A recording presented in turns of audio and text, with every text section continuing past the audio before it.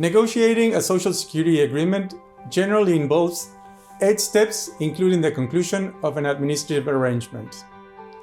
Negotiation processes vary in length, content, and intention. These steps are not exhaustive and should be adapted to each specific situation and context.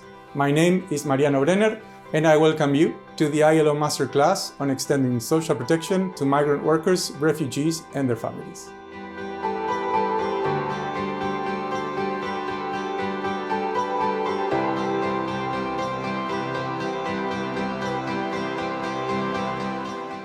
Based on the organization's experience and that of the experts and former negotiators, an 8-step process has been identified which involves preliminary discussions, preparation of an initial draft agreement by one of the parties, negotiations, be it in presence or virtually, review of the agreement text, signing of the agreement, approving the agreement, conclusion of the administrative arrangement and preparation of the application forms, and lastly, the entry into force of the agreement.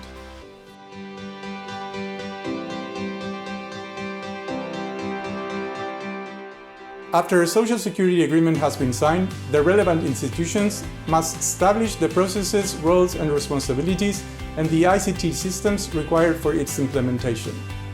This involves 3 main tasks.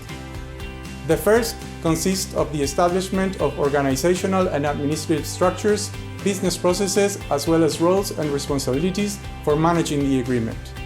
This includes developing an implementation strategy and action plan.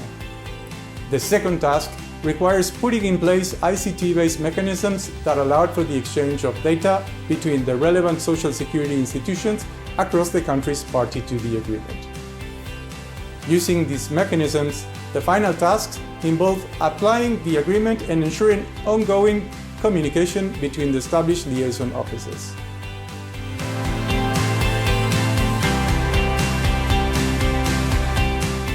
There are several concrete examples that can be provided, one of which is the Mercosur multilateral agreement on social security, which serves as an exemplary case of the application of social security principles enshrined in the ILO conventions.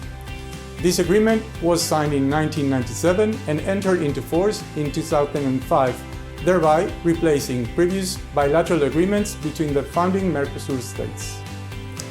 The objective of this agreement is not to change national social security systems, but rather to guarantee workers access to healthcare, old age pensions, disability, and survivor benefits across the Mercosur states. This was achieved through the establishment of coordination mechanisms which include the implementation of a data transfer and validation system, as well as the creation of a multilateral standing committee on social security.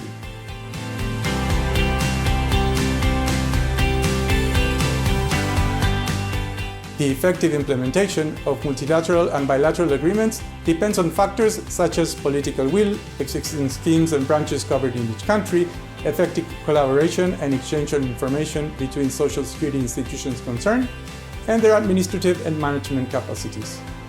Although 660 agreements have been concluded worldwide, most of them have been signed by countries in Europe, followed by the Americas, Asia and the Pacific, and Africa. With regards to the branches covered, almost 90% of the agreements provide for survivors, disability, and old age benefits, while less than 50% include other branches. It is therefore important to pursue efforts towards concluding more social security agreements to make them as broad and as inclusive as possible.